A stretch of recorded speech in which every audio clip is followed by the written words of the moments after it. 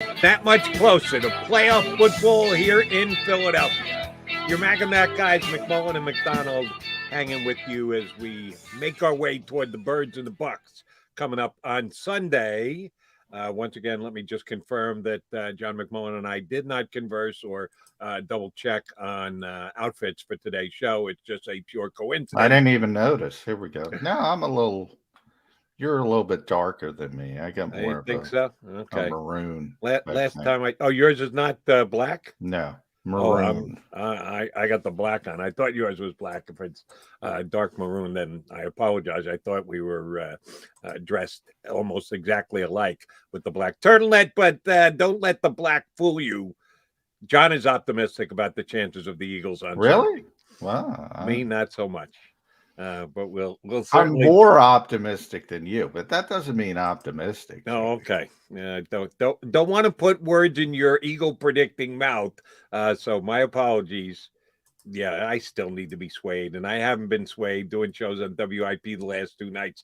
And I was on WIP last night, which means I could not make it down to Neck of the Woods.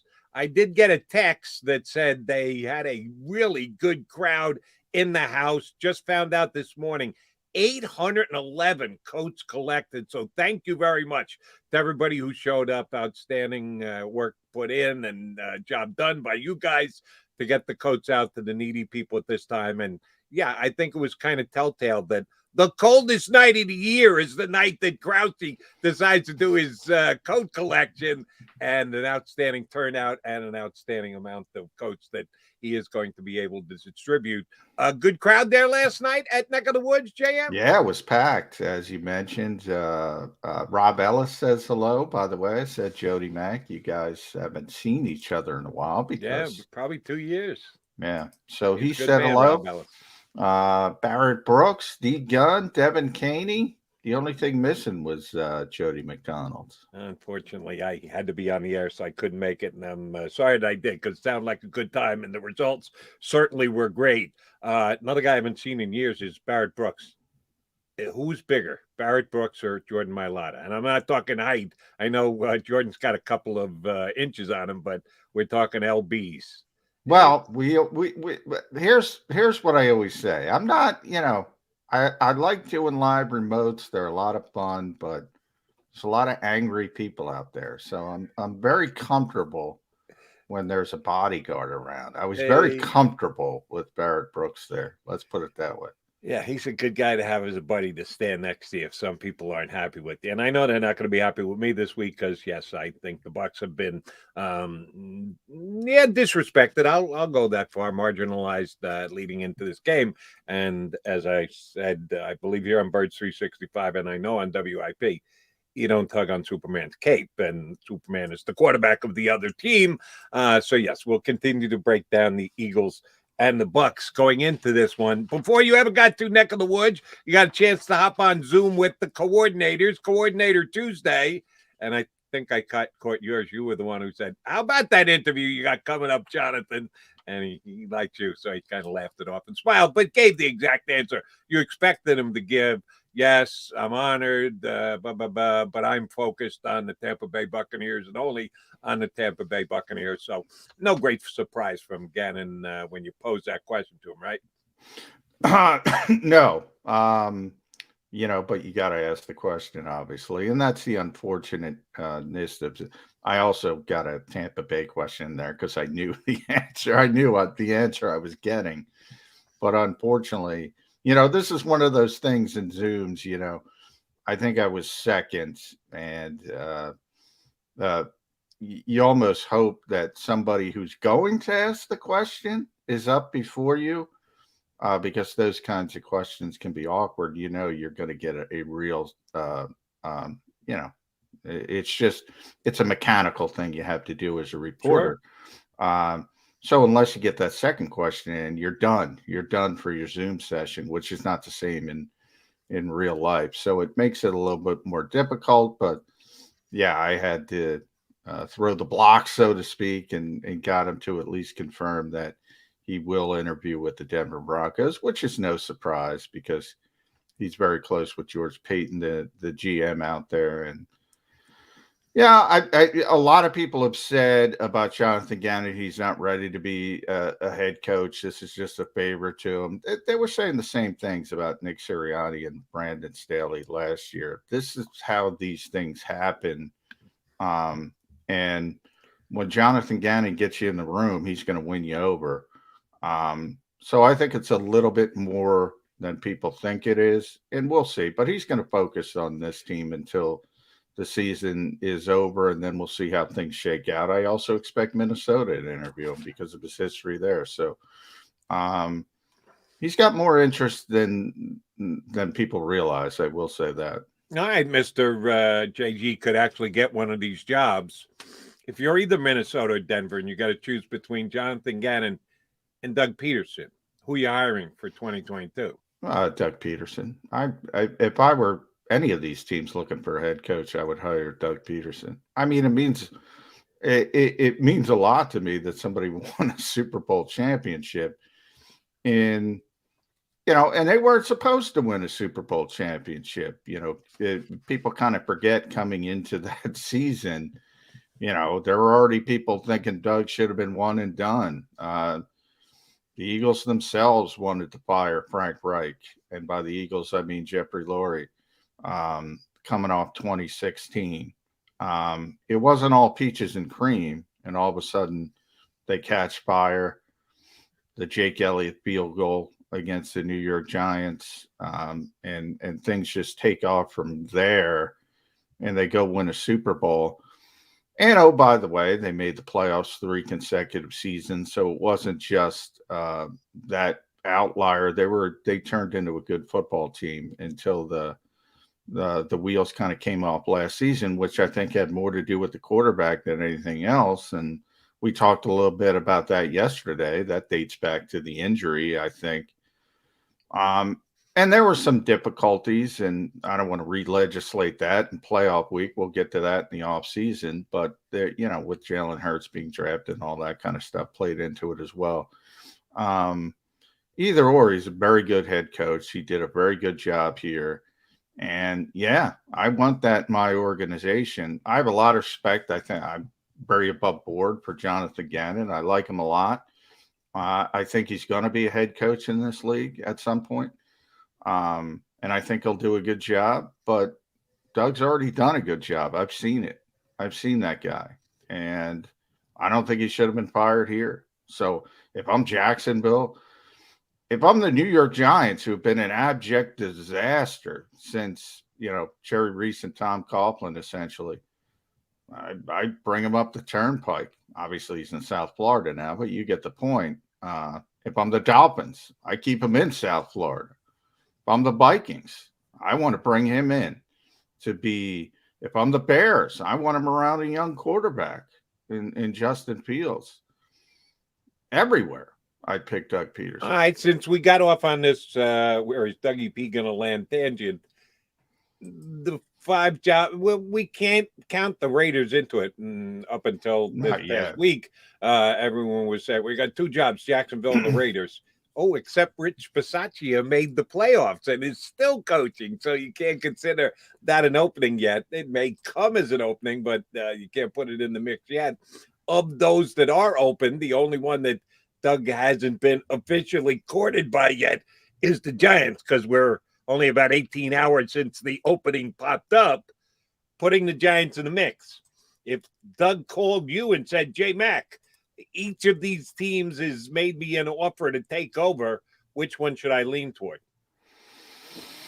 That's a good question. On the field, I would say Jacksonville, strangely as it sounds, because of the quarterback, and that's who I want to tether myself to. And I think despite the rocky start, I think Trevor Lawrence still has a really good chance to be a really good quarterback for a really long time.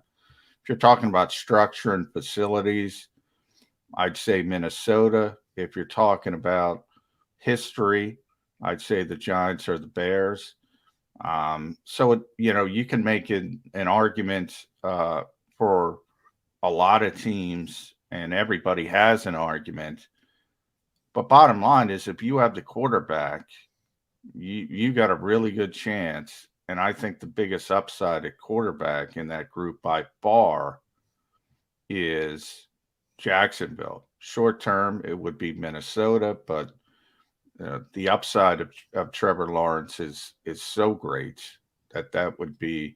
But then you have to factor in the ownership, and the ownership's a disaster. So it's a difficult decision. There's pros and cons to each place. And Denver, I don't even put in the conversation yet because I think they're trying to put together this Nathaniel Hackett, Aaron Rodgers type of thing. I think that's what they're shooting for. Well, beware that by far comparison between Lawrence and Justin Fields. You know, I'm a Fields guy, and I'm not gonna. If you he didn't do much this year, well, yeah, neither did Trevor Lawrence. So I thought that they were close. Yeah, I had Lawrence ranked ahead of him. I like Fields, but I don't think they're close. Yeah, I think they're closer than what you're indicating. All right, so the big question becomes with Dougie P, and I promise we'll get into the Eagles in just a second. Would he take the Giant job? Would he want the Giants? I mean, he's going to base his decision on the things that you just ran down, the talent base there, expectations, organizational history, what you're going to be allowed to do. That's going to drive the bus, but he's not going to play the Eagles twice a year, and he has his history here in Philadelphia. Would he look at it more as a challenge that, hey, yeah, no, give me a shot at the Eagles twice a year, or yeah, no, I'd really rather not coach twice a year against the Eagles. How do you think it plays in Doug's head? Yeah, I mean, I think he'd take the Giants job. If that's his opportunity, I think he'd take the Giants job. I'm saying if he has choices. If he has choices, I think it comes down to some of the stuff I was saying. Then you make the decision based on the quarterback, the front office, the facilities, all that kind of stuff. You know, Miami might be the best situation because he lives there. I mean, that it might be as simple as that. And lives in South Florida now. It could be as simple as that. Who doesn't want to live in South Florida, by the way? You know, because of the weather and, you know, the tax situation and all that kind of stuff. So I think it plays into that. As far as would he not take the Giants job versus another job because of his history with the Eagles? I don't think so. I mean, the Eagles, you know, broke that bond. Yeah, they kind of gave him his walking papers. Yeah. He didn't break any bond. They broke that bond. So he's got, other than respect for the, you know, a lot of people he worked for and a lot of players that were here and a lot of his assistants that, by the way, were maligned. Yeah, no, I don't think he would shy away from the Giants job because of that. Fair enough. John, you're not heading to South Florida, Central Florida, which is well south of here, and it's going to be warm when you get down there on the weekend, but a chance of rain on Sunday. I double-checked the forecast again this morning. Yeah, they're still saying pretty good chance of rain, not going to be overly hot, 68, 69 degrees at kickoff, which means it'll be a really comfortable feel for the players, but they could be dealing with rain. Does rain help or hurt the Eagles' chances?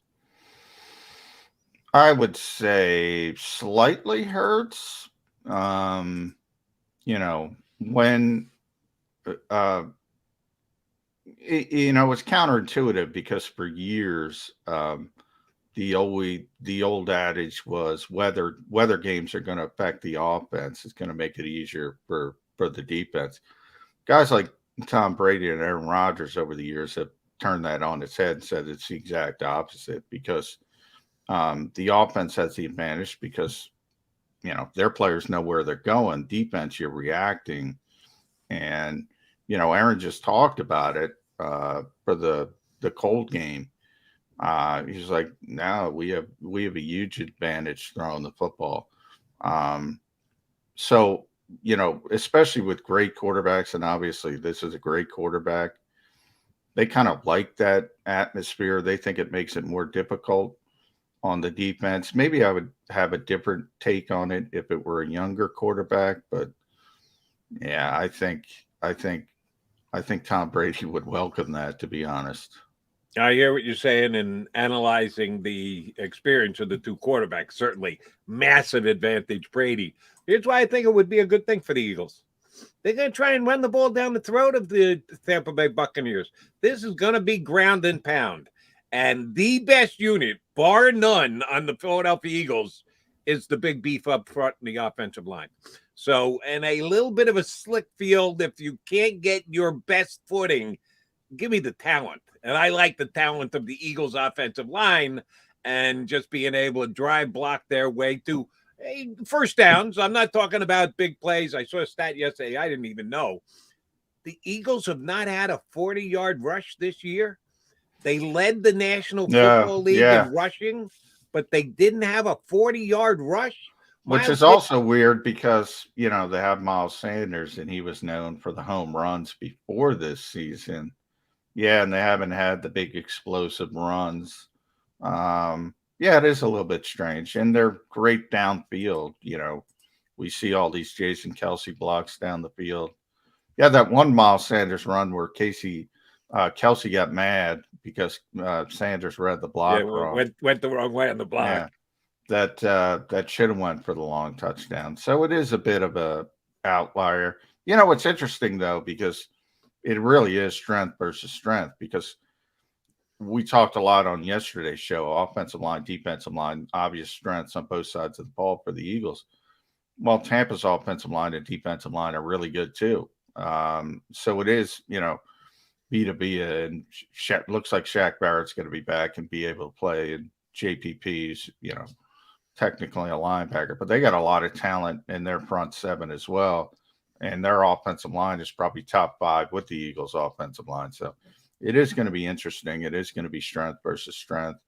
I think a lot, and I gave deference to you, Jody, at the show last night at Neck of the Woods. This to me is, you better get a lead in this game. So if you win that coin toss, take the football. The Eagles aren't going to do it, but that's what they should do. They need to shorten the game.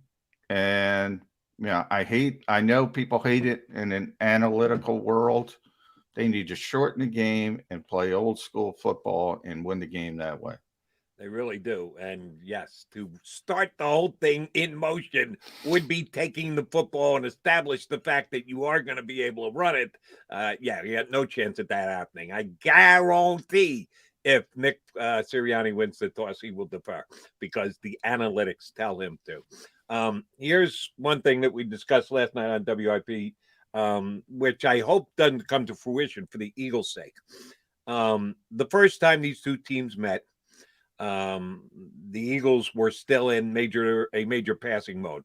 They're trying to establish Jalen Hurts and figure out the best way to run an offense, to tap into his strengths and skills, which was both taking it down and running it himself, and or making plays outside the pocket and using his athleticism to give him a better spot to be able to get the ball downfield. They have since changed. They're a different football team now. They're one that wants to just go mano a mano with you and push the pile and move the chains and go downfield with their running attack, which ended up being the number 1 running attack in the National Football League. And a couple of people's recollections, or the way that they saw the first game break out, was that it worked well for the Bucs because the Eagles were one-dimensional.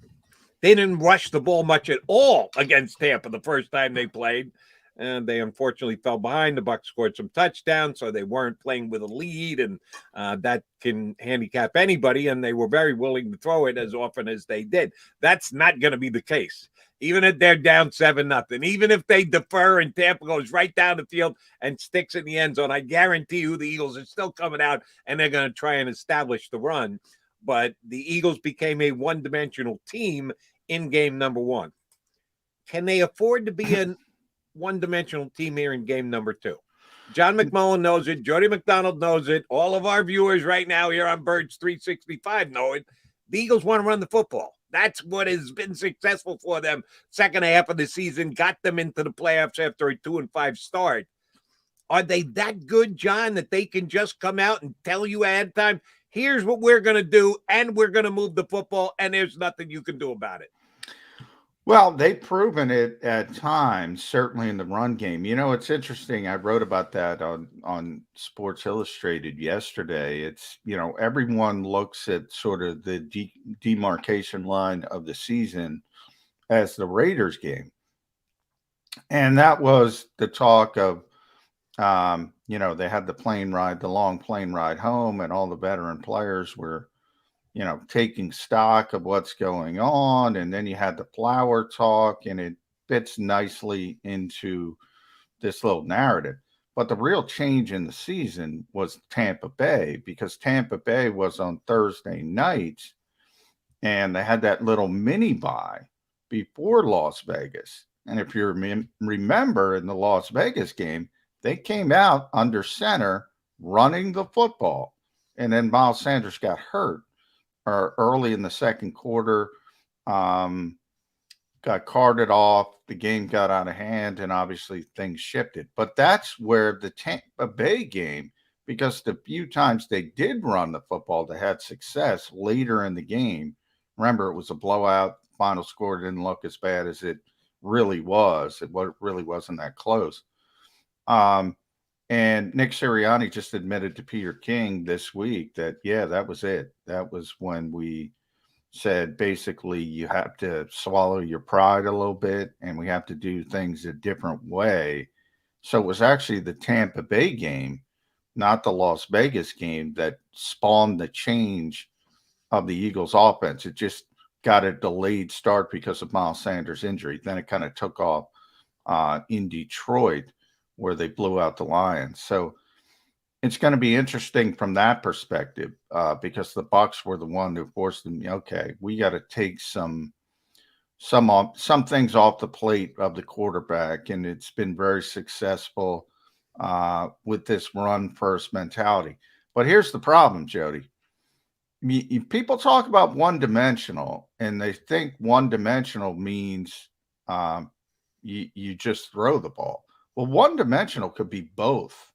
In other words, and this is the problem with the coin toss, and you and I discuss this all the time. Look, this team, every team wants to play from the lead, but this team almost has to play from the lead. So you want to get up in this game. If you're down 7-0, yeah, you can keep running the football, no issues. But if you're down 2 possessions, then it becomes an issue. You can't be one-dimensional running the football. You have to ingratiate the passing game more than you want, to be honest. And that's the situation the Eagles can't get in.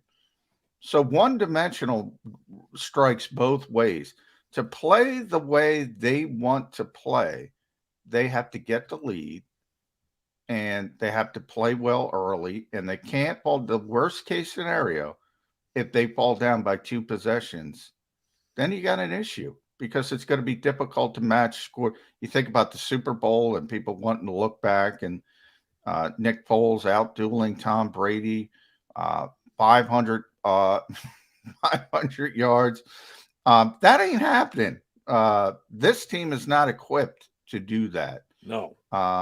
They have to win it a different way. And when teams have beaten Tom Brady in the past, it's interior pass rush. We've talked about that. But offensively, you got to play from the lead. You got to run the football. And yeah, they've proven they can run it against anybody. Correct me if I'm wrong. Correct me if I'm wrong. Eagles scored 41 points in the Super Bowl that they won against the Bucs. 41-33. 41-33. Yeah.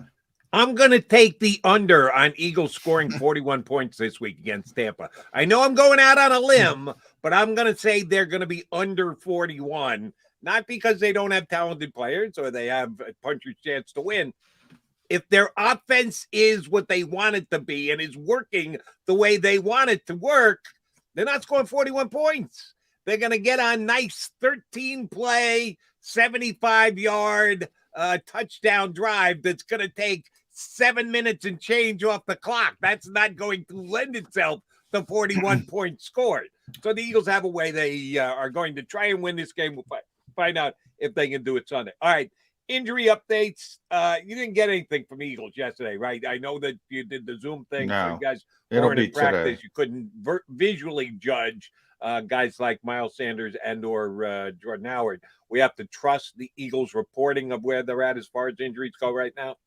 Yeah, then injury reports don't come out till Wednesday anyway. So today will be the first injury report, so to speak, practice update. Today's a walkthrough. The Eagles have shifted. We talked about, so it'll be an estimation.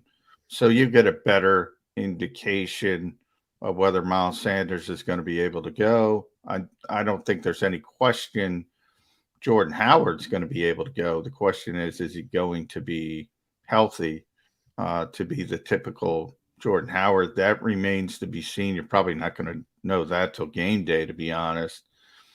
And then the players who did play against Dallas, we already knew.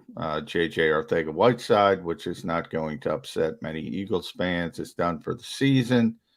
Brett Toth and Tyree Jackson are done for the season. And Nick kind of confirmed earlier in the week it will be Richard Rodgers that will be elevated at some point from the practice squad, and he'll take over the third tight end role. And to be honest, in the short term, the Eagles are probably better with Richard Rodgers than Tyree Jackson. So I don't think that will affect them much at all. But along those lines, and I like Richard Rodgers. I was a little put off by the fact that the Eagles didn't re-sign him. They've just been playing the practice squad game with him all year long. And again, when he makes the right decisions, you got to give the guy props, whether you're Howie Roseman, devotee, and or hater.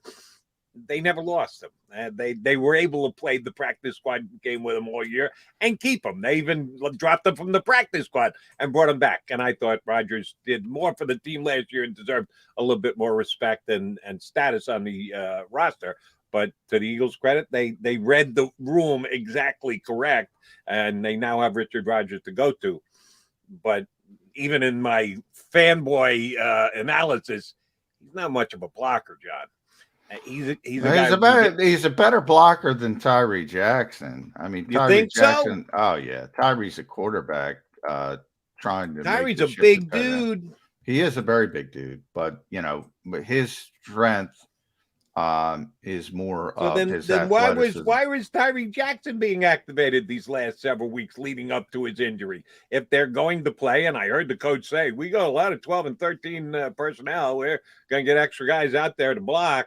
If he's not that good a blocker, why was he out there blocking? Because the Eagles that's what you do. That sometimes they love his long-term ceiling as a player, and it's much higher long-term than Richard Rodgers, and they didn't want to risk losing Tyree Jackson by playing roster games with him because of the long-term upside. And that's what I said. Short-term, they're not probably, they're definitely better off with Richard Rodgers. But you just saw they did lose Richard, by the way, for a little bit. He signed with Arizona on their practice squad right before the trade of Zach Ertz, and he was in Arizona when the Eagles traded Zach Ertz to Arizona, and that was it for Richard in Arizona.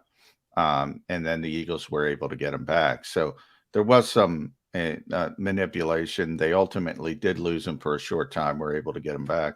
They didn't want any of that. That's why they carried him. You remember Tyree got hurt in training camp, and there was this debate on whether you place him on injured reserve before the cut down to 53, and then you lose him for the entire season.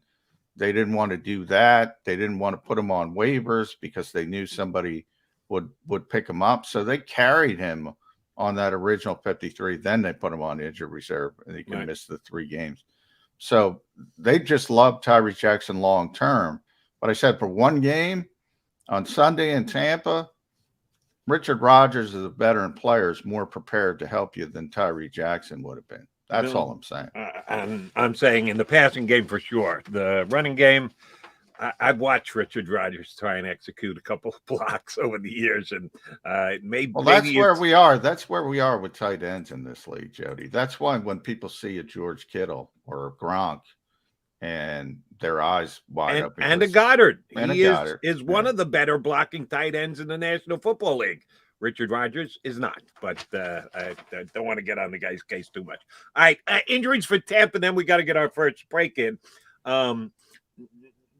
I don't think this is a big deal, but Richard Sherman got put on IR yesterday. I know Legion of Boom was a Pro Bowl corner at one point. He's bounced around to a couple different organizations, had off-the-field issues. He's been in Tampa for a good, solid 3/4 of the season because they had just massive injuries to their defensive backfield early in the year. He hasn't even played. He doesn't get a lot of snaps for them. He was forced to play because their numbers got so bad with injuries and COVID stuff that he did contribute for them. I don't want to just blow away the entire season that he had, but he's not a major loss. He's a bigger name than he is actually a player at this time. Looks like, as you said, Shaq Barrett's going to be back, JPP. And Leonard Fournette. The coach was pretty optimistic about playoff Lenny coming back, who they've not had for a couple of weeks. That's something that can't be undersold. I know a lot of people who think the Eagles are going to win this game have been hanging their hat on, it's the banged up Bucs that we're getting. Well, part of that was the fact that they didn't have Leonard Fournette. And it looks like they're going to have Leonard Fournette back for Sunday's game. Yeah, but he's been out for a while, and he had a great run, as we talked about, toward the Super Bowl last season. Got his playoff Lenny nickname down there. It's interesting because when you think about Tom Brady and his ability to use backs out of the backfield in the passing game, you don't think Leonard Fournette first and foremost as a pass receiving back. I think he threw it to him so much he got better and better and better at it. And because there were a lot of drops early on, and then he got better and better. The fact that he hasn't played, that might be an advantage for the Eagles because he's going to be a little bit rusty, and he's not the most natural receiver out of the backfield. I'm not that concerned about the Bucs running the football. I'm more concerned about Brady's ability to get it to them in the passing game, and maybe that rustiness affects Leonard Fournette if you're looking for optimism. Okay. Yeah, I need to see it. I'm not going to say he's not going to be good because he's rusty. He may turn out to be that, and we'll judge it by the first quarter, first half of the game, or he can just come back and be playoff Lenny. And if that's the case, some people were already chalking that up as an advantage, Eagles. It could be an advantage that goes right out. You know what? In the first game, and this might be the biggest advantage for the Bucs, they didn't have Antoine Winfield Jr. They got Antoine Winfield Jr. That guy can play. Big advantage in their defensive secondary. And oh, by the way, just one more note on playoff Lenny before we get our first break in. Maybe the biggest play he made in the first game between the Bucs and the Eagles was when he gave an Academy Award-winning performance on the sideline and sucked Jannard Avery into a taunting penalty on that final Buccaneer drive, which was a joke of a flag. Now, I had a couple Eagle fans call me and go, if they didn't throw that flag, we would have stopped them, and then we would have got the ball back. We would have won. Well, you don't know that because that gave them a first down. And, oh, by the way, there were still 4 minutes left in the game. And, oh, by the way, Brady continued to control the ball and took off the rest of the clock. So you had the chance to overcome that penalty. That penalty didn't help, but it was a complete sell job by Leonard Fournette on the stupid referee who dropped the flag. But I digress. All right, John McMullen, Jody McDonald, your Mac and Mac guys here on Birds 365. Our bud Rob Maaddi, Mr. formerly of Philadelphia, now of South Florida, will hop aboard. He's still an Eagle fan at heart and is up and part of the Eagle media all the time on their Zoom stuff. We'll zoom into South Florida and talk to Rob Maaddi a little later in the show. Coming back more with the Bucs-Eagles matchup. Mac and Mac on Birds 365. This is Joe Krause of Krause's Coats, inviting you to donate a slightly worn coat or jacket and help veterans stay warm this winter. Go to Krause's Coats on Facebook to help those who've served. Have a happy holiday.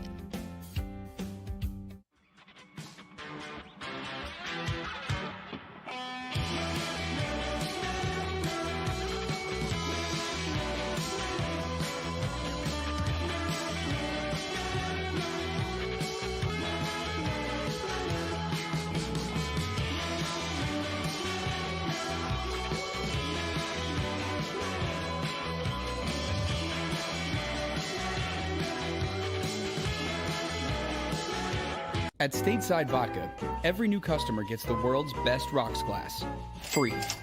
What's that? A rocks glass? You're telling me that bottle is cut in half? You could say that.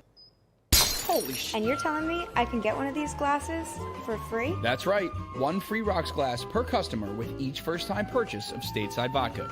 So good, it just disappears. The city of Philadelphia sparkles during the Christmas holiday season with an array of colorful light displays and illuminated Christmas trees, donated or installed for free by the talented electricians of IBEW Local 98. To learn more about who we are, what we do, and career opportunities at IBEW Local 98, visit us at www.ibew98.org.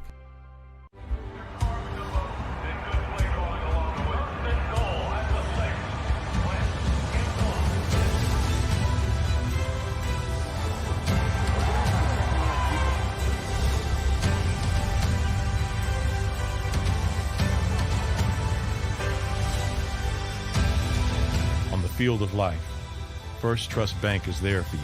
Champions on three. 1, 2, 3. Because Philadelphia dreams deserve a Philadelphia bank.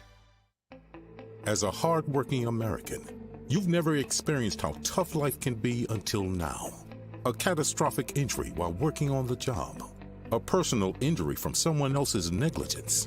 Turned away by other law firms in the region who didn't bother to learn your story. It's time to meet the Fritz & Bianculli Law Firm and managing partner Brian Fritz. Badly injured? Call the Fritz & Bianculli Law Firm. Find out why they say, we got this. Go for the midnight dares. Go for the game. Go for the hits. Go for the fans. Go for the win. Go to Ocean Casino Resort. Book your trip at theoceanac.com.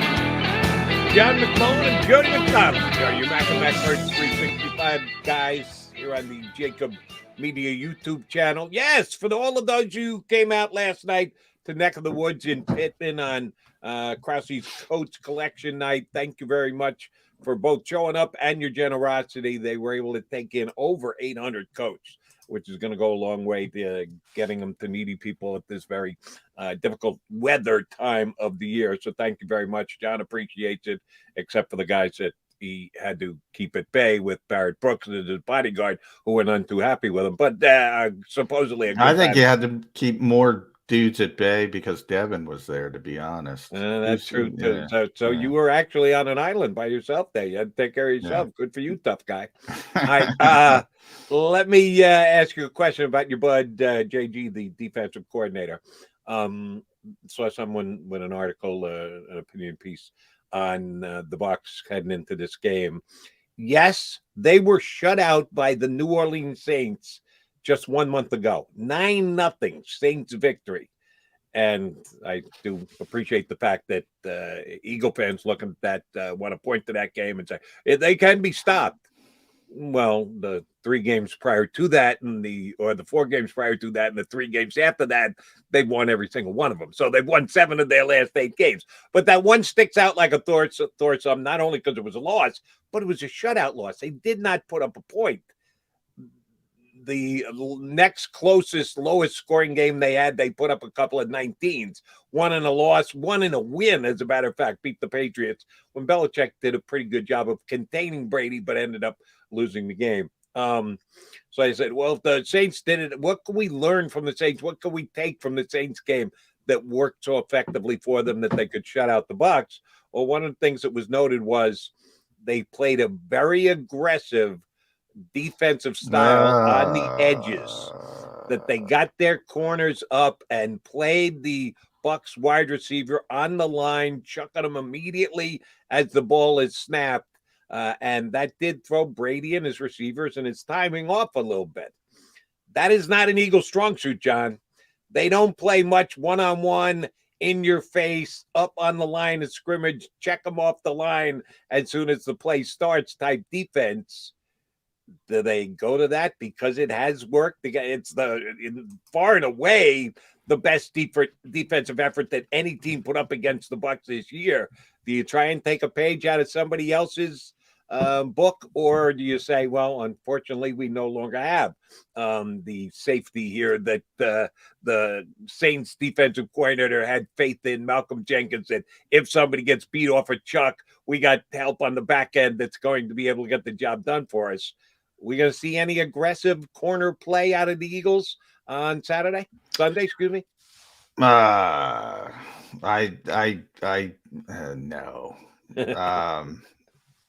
Look, I mean, Darius Slay is capable of doing anything at the cornerback position. Avonte Maddox is capable of being a press corner in the slot.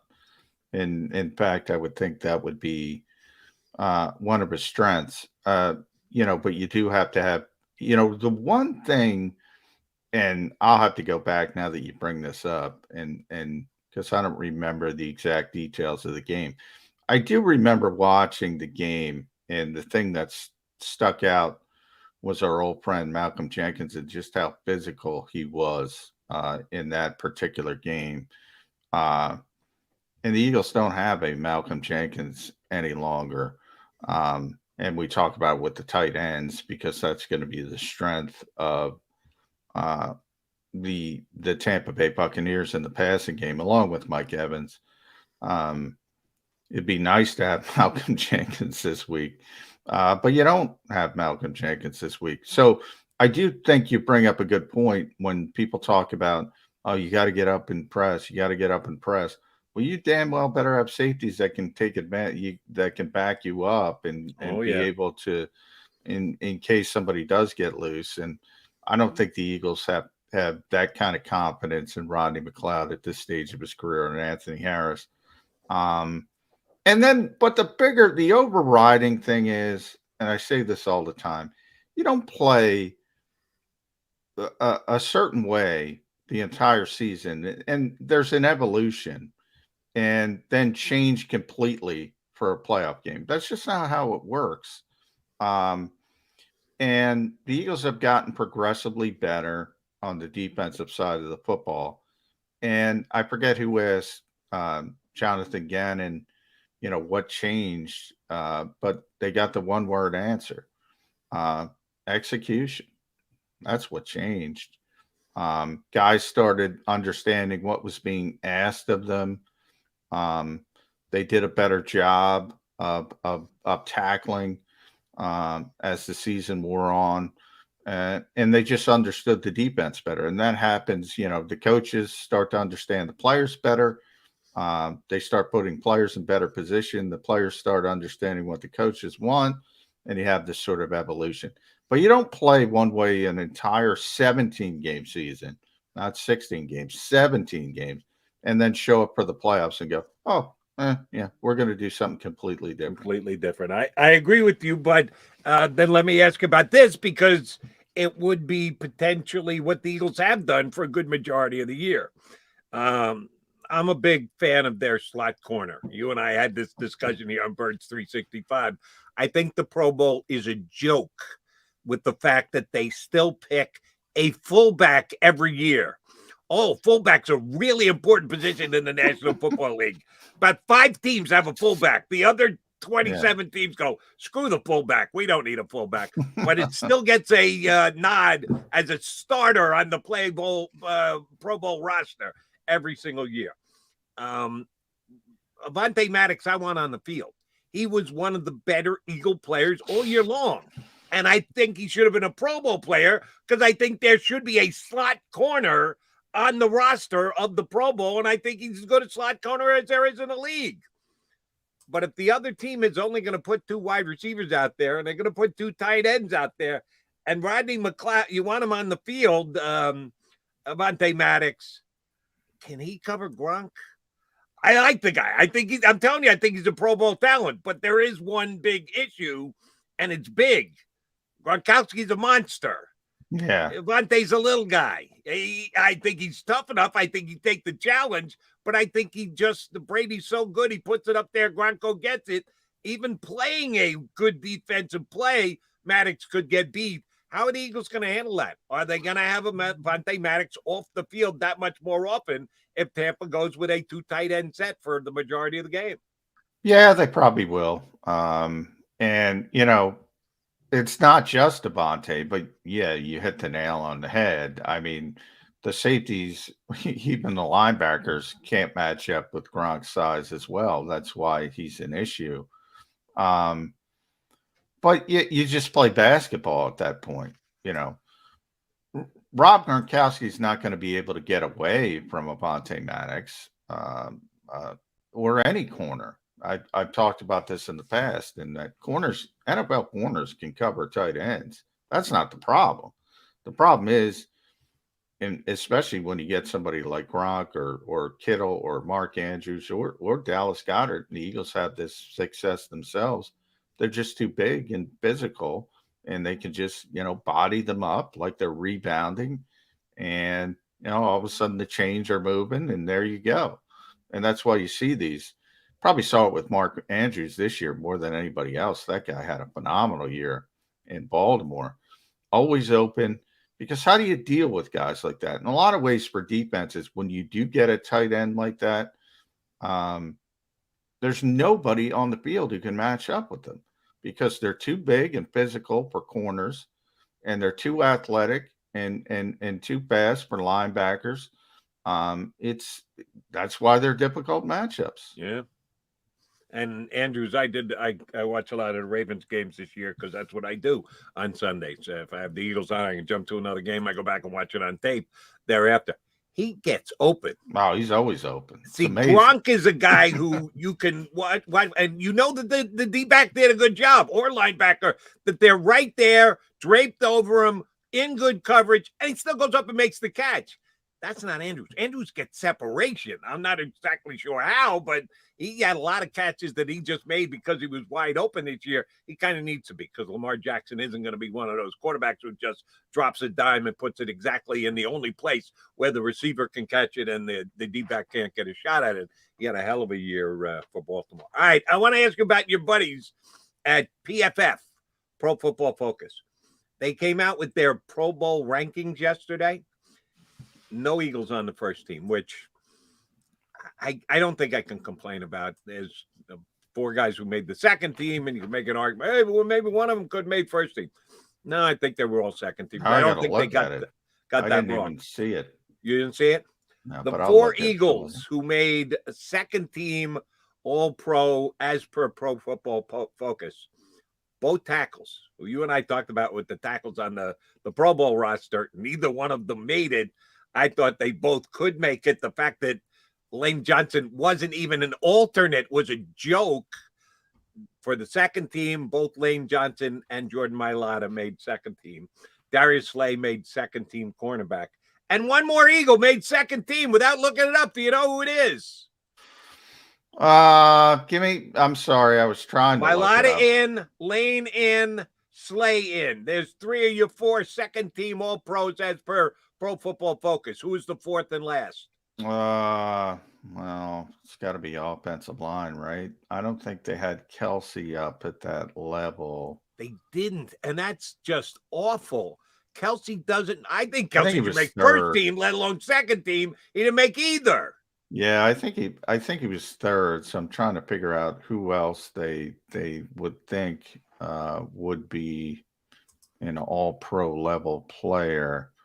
I'm trying to go through it quick. Certainly not anybody on offense. Defense. TJ Edwards? No. I don't know. Coming up with an empty. Think ST. Oh, Jake Elliott. Jake Elliott, second team place kicker. Yeah. This Wasn't year. thinking good for Jake. Teams. And yeah. And he deserves it. He does deserve it. And again, we kind of like bounce around and come back to this. Got to give Howie Roseman the nod here, because he took some grief when Jake was having a bad year last year. And oh, by the way, yes, he did have a bad year last year, like a whole bunch of Eagles did. Jake Elliott was included in that. and he had been one of the chosen who had gotten the contract extension that the Eagles always try and do. And most times it's a very smart move for the organization. And Jake was not living up to the contract that he got as a kicker. And people were wondering, should the Eagles just cut him and move on from it and take a cap hit? Well, they couldn't afford to in a year that they were taking $33 million of dead money on Carson Wentz, that the kicker wasn't going and going to cost you dead money as well. So by hook or by crook, they stayed with Jake Elliott, and he rewarded him by coming back and having a Pro Bowl type season.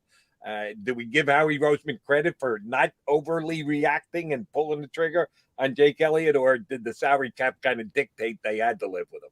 I don't know. Certainly, I mean, this is a team that took 60-something million in dead money. They could have took the dead money of a kicker, even a kicker with a nice contract for a kicker. That's nothing. So I don't think that played into it. Jake's a good kicker, and he had, a shaky year. And, they knew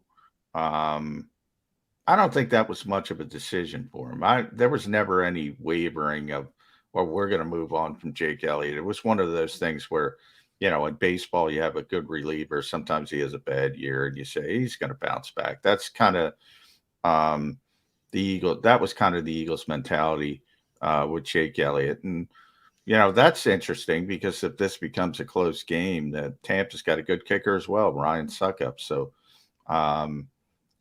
that's kind of strength versus strength as well with guys having big years. Jake's been a little bit more consistent.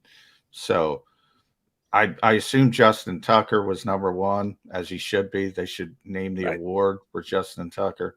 And then I think Boswell was also really good, but I think he wavered a little bit late. So I think those are the three best kickers this season. Jake's one of the best three. That's pretty good. And I have a question for you because I haven't seen the list.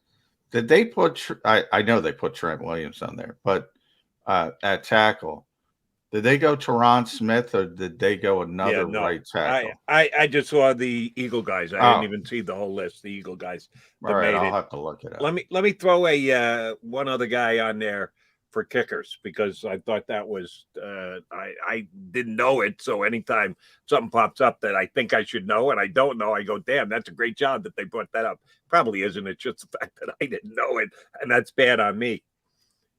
Carlson hasn't missed a field goal in Vegas since they opened the stadium. Yeah, he should be in there as well. Yeah, I should have thrown him. Holy mackerel. And of course, with the entire season online the other day, he drills one. No pressure, no problem. Ton of pressure, I should say. By the way, he's pretty damn good, the Raiders kicker. By the way, another reason Mike Zimmer doesn't have a job. For people that don't remember, the Vikings drafted Daniel Carson and drafted as a kicker. And he made the team because they drafted him. And he missed 3 kicks in Green Bay. And Zimmer just wouldn't even talk about him. He hates young players. And, the Vikings were forced to cut him. And he turns into the great kicker everybody envisioned. Sometimes you got to have patience with younger players. And when that doesn't manifest itself, you're gonna lose your job. So he's another example of a coach not doing his job, and he turns into a star player somewhere else. Yeah, and the Raiders benefited from the impatience. And by the way, I looked it up. Guess who the first team they did use? First team right tackle, Tristan Wirfs. Lane Johnson. Yeah, he's going up. That's the Eagles' offensive line against the Bucs' offensive line. We always believed the Eagles, off the season that they had, are going to have a major advantage in comparing offensive lines against offensive line. Not really. The Bucs' offensive line is right there with the Eagles' offensive line. And the funny thing about it, this is the one thing I did see, which I thought was just way out of line. If I asked you, John McMullen, who are the 2 best centers in football right now? I would say Jason Kelsey and the rookie from Kansas City, has been phenomenal. He's probably been the best center in football. kid from Oklahoma. I can't think of his name. And he was on Pro Football Focus's first team. I'm sorry, I'm taking Kelsey and Ryan Jensen, the Buck center, who is he's phenomenal. He's really good as well. But I mean, there are good players. I think for this year, I think Humphrey is. I mean, he's been just unbelievable. Doesn't there? When you talk about players overall, consistency's got to come into it, and all those types of things. And Jason Kelsey's been doing it for a very long time, and Ryan Jensen has been doing it for a number of years now. Not as long as Kelsey, but he's been a very good player now for a number of years. I don't think it's an insult to say on one particular year. I mean, Creed Humphrey he's sort of like the Micah Parsons of the offensive line this year. He was just dominant, and doesn't mean it's going to continue. We'll see if he has the, people are going to try to adjust and try to attack him in different ways, but I can't criticize Creed Humphrey this year. They went with him and the kid from Los Angeles, the Chargers as well. Yeah, give me the veteran guys. Give me Jensen. Give me Jason Kelsey. All right, one last thing before we get in break number 2 for today. It is a pressurized situation for both the head coach and the quarterback of the Philadelphia Eagles. Neither one of these guys has ever faced playoff pressure in the position they're in right now, which is quarterback of an NFL playoff team and head coach of a team that's going to the playoffs after going 4-11-1 last year. Nothing to do with Sirianni, but year 1 in the playoffs. But that's a pretty pressurized spot that he drops into. Inexperienced is an understatement for both of those in those two positions. Any worries that the moment's going to be a little big for either one at some point during the game on Sunday? Not Jalen Hurts. The kid's pulse doesn't change, number one. It never has. I don't expect it will be on Sunday. And he's played in big games. If you play in Alabama in the national championship, in a lot of ways, that's bigger than certainly the atmosphere is bigger than just a regular NFL playoff game.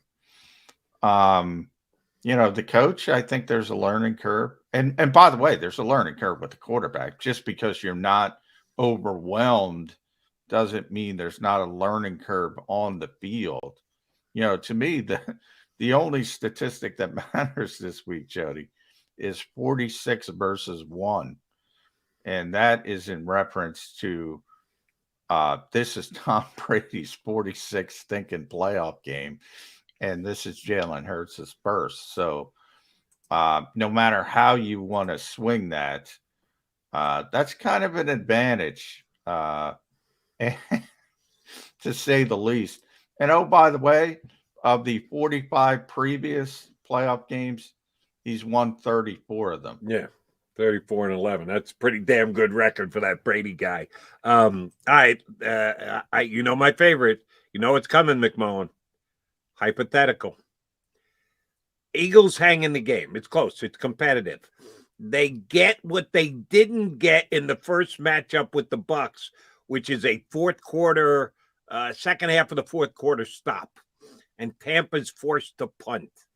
It's a one-score game. They're down 4, 5, 6. They need a touchdown. Field goal's not going to get it done, but they need a touchdown to be able to get the job done. And they get the ball back just under the 2 minutes.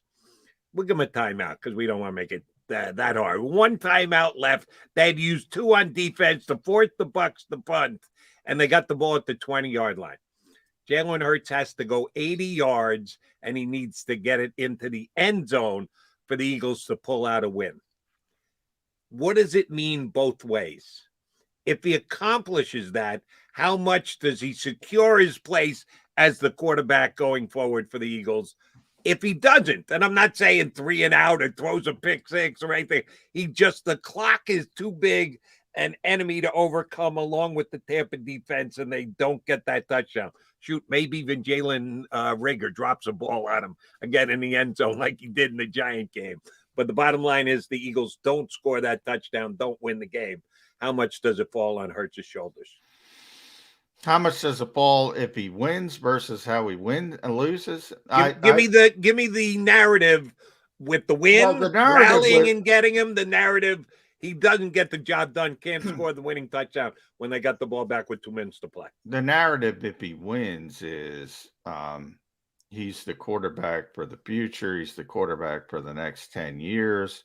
It's human nature. It it's recency bias. You remember the last thing, and he just went 80 yards to beat the greatest quarterback of all time, who's not on the field. Technically, he has nothing to do with it. But that's how it will be portrayed. And, it's one of those things you hope the front office can set aside when they're making evaluations. But no question, people will latch on to that and say, Jalen Hurts is here. Jalen Hurts is the guy. Jalen Hurts is the unquestioned leader, quarterback of this team for the next, you name the number of years. If they lose, it kind of depends on how. If you go 78 yards and you're at the 2-yard line and you lose on 4th down, I think there's still a lot of grit and determination and those types of narratives. If it is 3 and outs, if it is a pick six, an ugly pick six on that 3 and outs, then I think you start, teetering in the other direction. He's not ready. He wasn't ready for the moment. The moment was too big for him, that kind of stuff. It's all emotional after a playoff game because it's a period for one team season. That's it. You walk off the field and it's that sudden. So those will be the emotional, immediate takes in those types of situations. It's going to be big if that's the case on Sunday, and Johnny Mac will be there in Tampa. You got your flight already? You got your hotel already? You're good to go for Florida, right? Yeah, hopefully. Still got to get by that COVID test, Jody. That's mañana, right? We got you as a guest first thing tomorrow because you got to go and get the stick stuck up your nose. Exactly. Hope I get the gentle. I keep pushing back the break. Now you got to give me another question. Do you have to carry your card with you when you go on your road? Your vaccination card? No. I do have a picture of it just in case. I took the picture. Nobody has requested to see the actual card. After Antonio Brown pulled his nonsense, I thought maybe they would, but yeah, mine's legit. You're a trustworthy soul, so yes. Although I always wondered, I don't know about anybody else. Some people go to their doctor. I just got my vaccination at a local Walgreens, and I did them all. I did my first dose, my second dose, my booster at a local Walgreens. And I'm like, these cards aren't exactly, you got some jabroni just signing. I thought it was ripe for some Antonio Brown type shenanigans, which is a word I've used a lot. And I got mine done at the Moorestown Mall. This was when the government was all behind it. With a military guy escorted me along the walkway that you had to walk to go from stage to stage to stage. But I thought they were taking you out of the country. I think it was like an old Strawbridge and Clothier or something else. You're walking. All right, I'm getting an important shot here. Can I get some ladies' lingerie while I'm at it?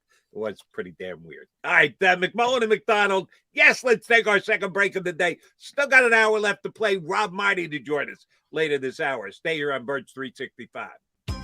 This is Joe Krause of Krause's Coats, inviting you to donate a slightly worn coat or jacket and help veterans stay warm this winter. Go to Krause's Coats on Facebook to help those who've served. Have a happy holiday.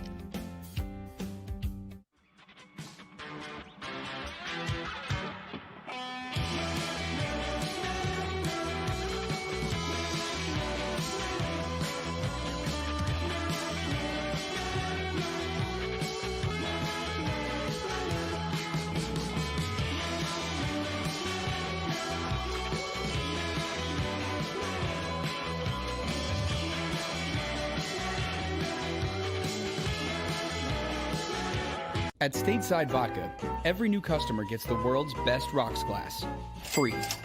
What's that? A rocks glass? You're telling me that bottle is cut in half? You could say that. Holy shit. And you're telling me I can get one of these glasses for free? That's right. One free rocks glass per customer with each first-time purchase of Stateside Vodka. So good, it just disappears. The city of Philadelphia sparkles during the Christmas holiday season with an array of colorful light displays and illuminated Christmas trees, donated or installed for free by the talented electricians of IBEW Local 98. To learn more about who we are, what we do, and career opportunities at IBEW Local 98, visit us at www.ibew98.org.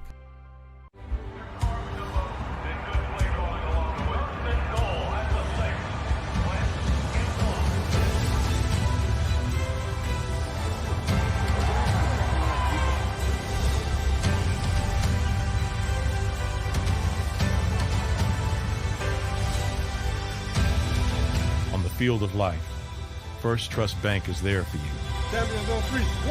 Because Philadelphia dreams deserve a Philadelphia bank. As a hard-working American, you've never experienced how tough life can be until now. A catastrophic injury while working on the job. A personal injury from someone else's negligence. Turned away by other law firms in the region who didn't bother to learn your story. It's time to meet the Fritz & Bianculli Law Firm and managing partner Brian Fritz. Badly injured? Call the Fritz & Bianculli Law Firm.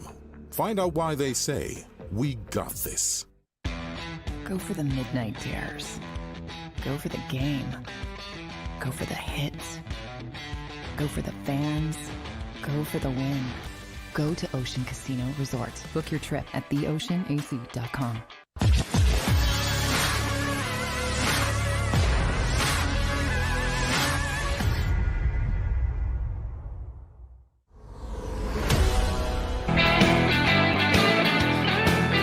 John McMullen, John Bird 365. Eagle fans, appreciate you being here.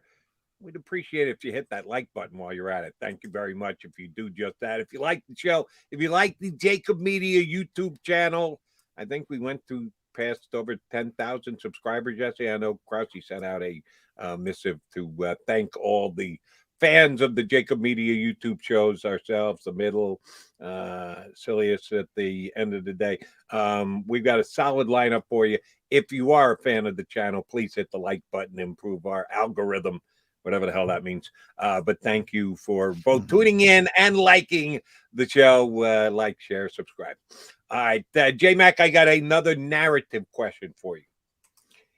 If the Eagles don't play competitively against the Buccaneers on Sunday and they get beat by double digits, maybe more than 2 touchdowns, something along those lines, they're an underdog. This opened up at 7.5, moved almost immediately to 8.5, and has been steady at 8.5. Couple of Vegas outlets have it up to 9, so it's continuing to click up. It went up big earlier, now is slowed, but they're a significant underdog, which means they're not supposed to win this game if Vegas has this one handicapped exactly right. But let's say they not only don't win, but they don't win, they don't cover, and they get beat by more than a couple of touchdowns. How many in 2020 hindsight are going to second guess the Eagles' decision for Week 18? Oh, everybody. If they get blown out, yeah, that's going to be one of the first things on the docket. And I don't think it's going to be legitimate, but yeah, everybody's been having this rest versus rust argument for years and years and years. When there were 2 bye teams, now there's only 1. Aaron Rodgers is out there last week because you don't want to leave him sit for 2 weeks, and they got him out of the game and they made it through. And bottom line is, nobody has the answer. If anybody had the answer, everybody would do the exact same thing every time. The ultimate result of how you play in that first round playoff game for the Eagles obviously it'll be at Tampa Bay, we'll then have people saying, well, yeah, if you would have played your guys, you wouldn't have been rusty, you wouldn't have been blown out, and vice versa. If they win the game, you're a genius. You got everybody there healthy. So that's kind of one you just go with your gut, and analytics people don't like when you go with your gut, and they need an answer, they want an answer, but there is no answer. I believe at this stage of the NFL, and we talked about this dating all the way back to training camp, if you don't have the time to prepare like you want to anyway, you might as well get there healthy as possible. So that's what I tend to lean on. And that's what the Eagles went with. So I'm not going to criticize them if they get blown out by a better team.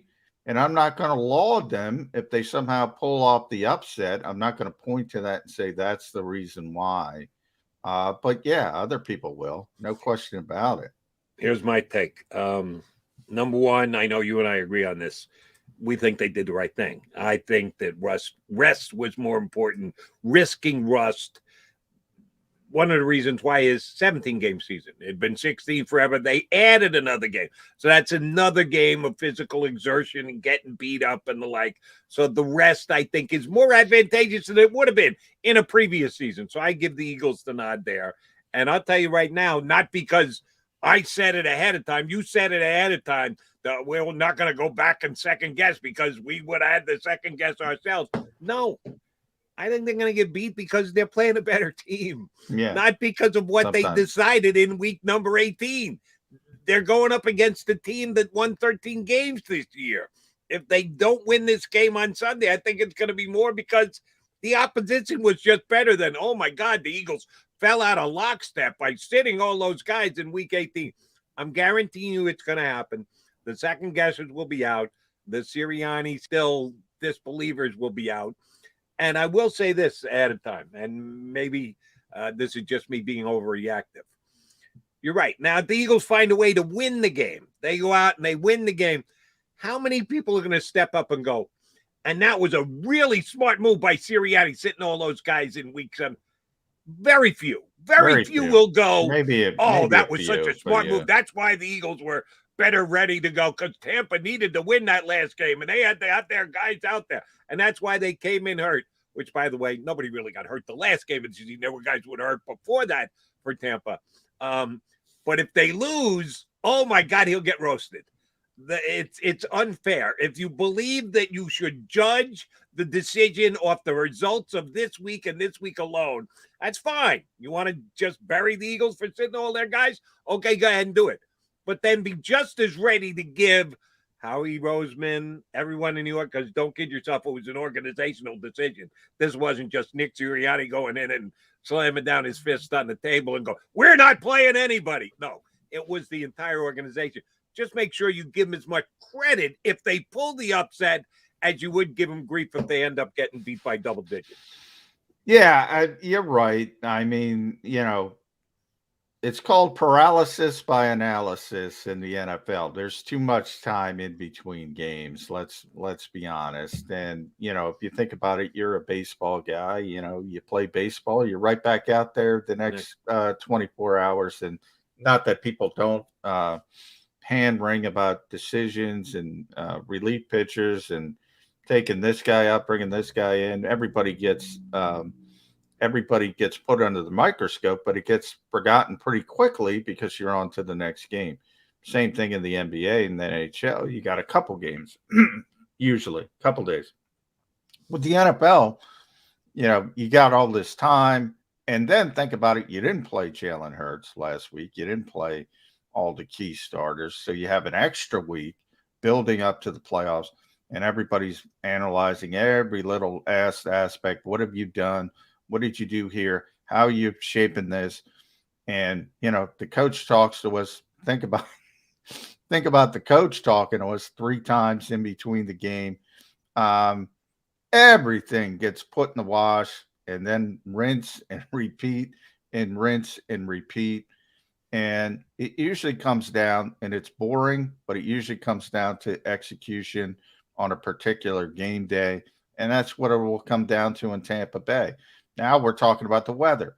You know, Rick Stroud, one of the Bucs writers, you mentioned it earlier in the show.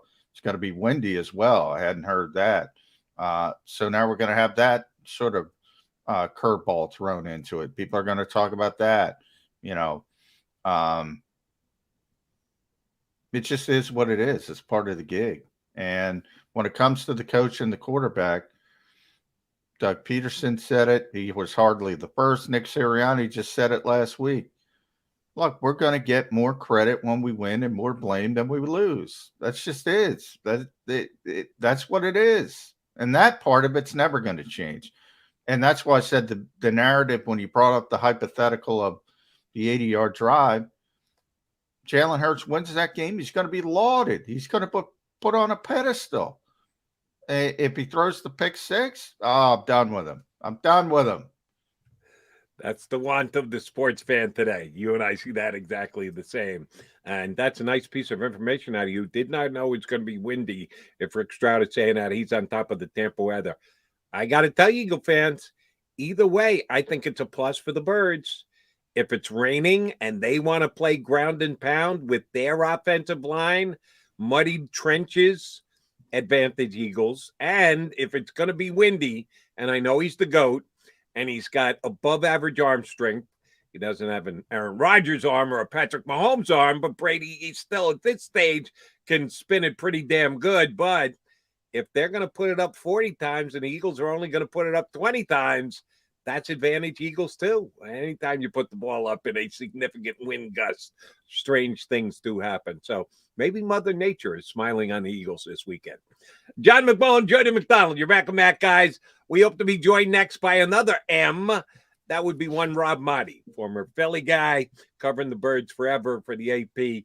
Broadened his scope, national AP football writer this year, and moved down to South Florida.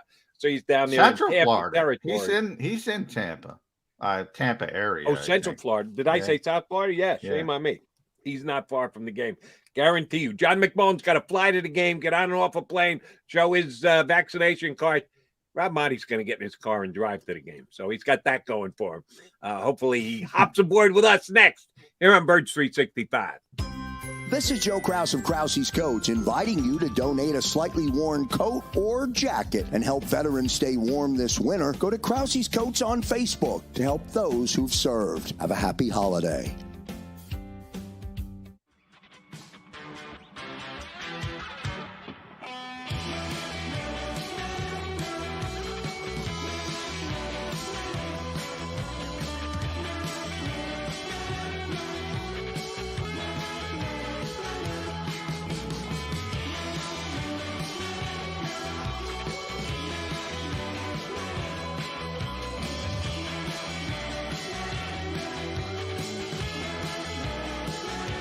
At Stateside Vodka, every new customer gets the world's best rocks glass, free.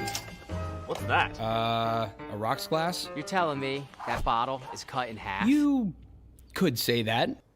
Holy shit. And you're telling me I can get one of these glasses for free? That's right. One free rocks glass per customer with each first-time purchase of Stateside Vodka.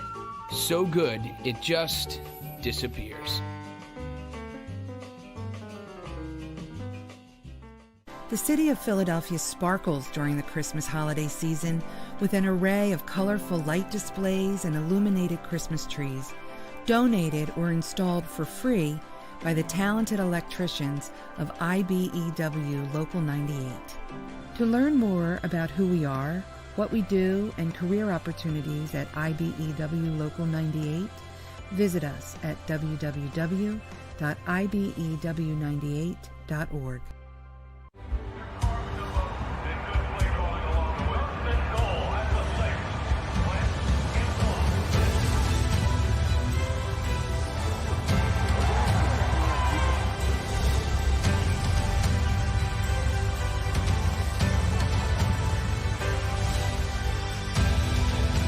Field of life, First Trust Bank is there for you. Champions on three. 1, 2, 3. Because Philadelphia dreams deserve a Philadelphia bank. As a hardworking American, you've never experienced how tough life can be until now. a catastrophic injury while working on the job, a personal injury from someone else's negligence, turned away by other law firms in the region who didn't bother to learn your story. It's time to meet the Fritz and Bianculli Law Firm and managing partner Brian Fritz. Badly injured? Call the Fritz and Bianculli Law Firm. Find out why they say, "We got this."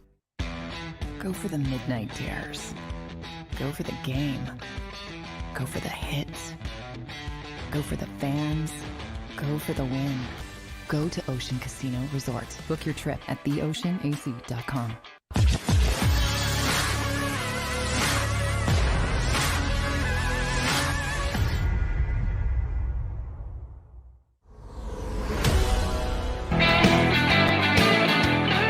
Mac guys here on Birds 365 on the JAKIB YouTube channel. Appreciate you tuning in.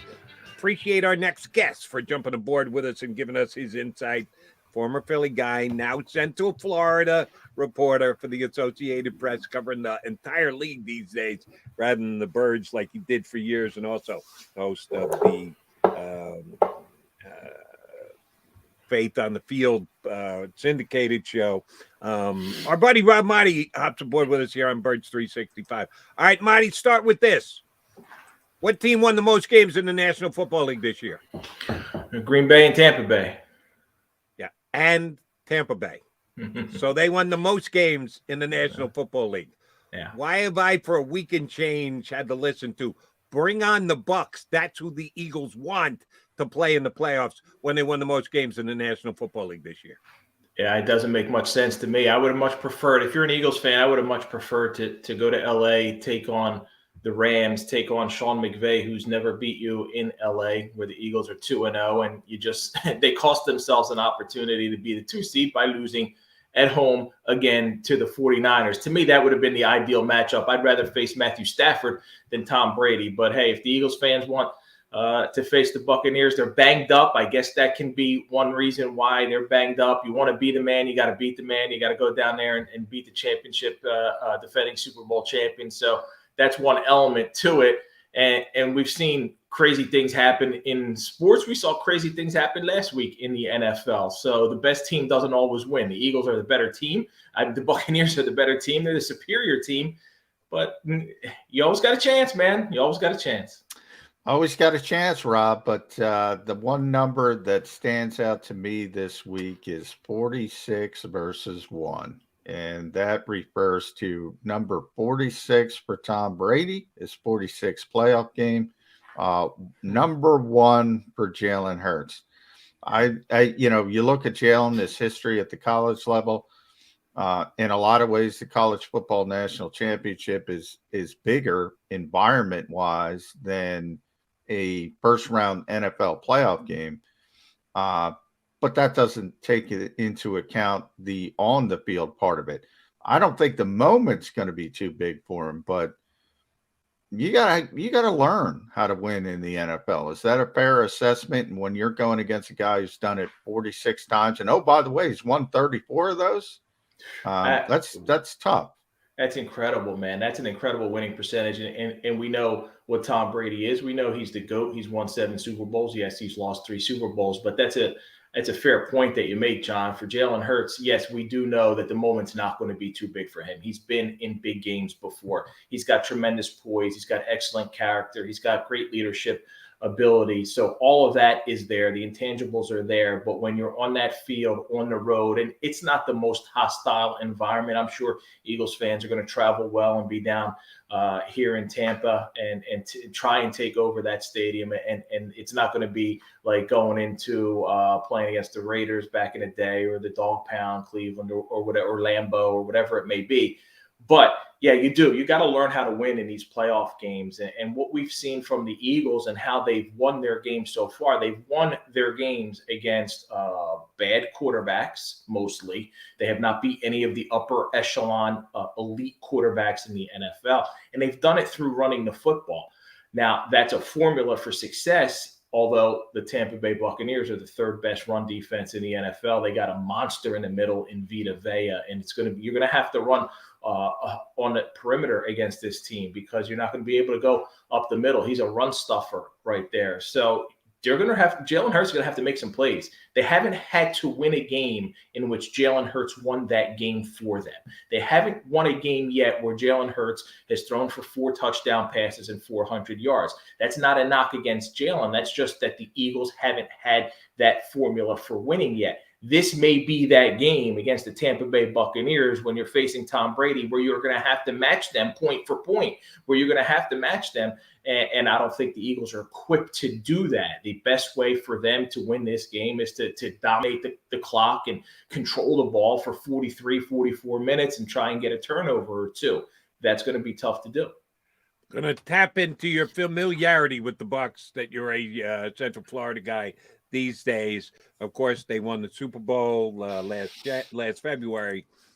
Different teams handle it different ways. Some enjoy the ride both all the way there and afterwards, and don't come back quite as prepped and ready as they need to be, and the whole rubber chicken off-season dinner parade.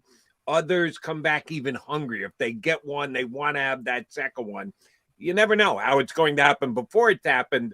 Judging the Bucs for this entire year since Tom Brady dropped the trophy into the drink down there in Tampa, how have they handled this post-Super Bowl win season?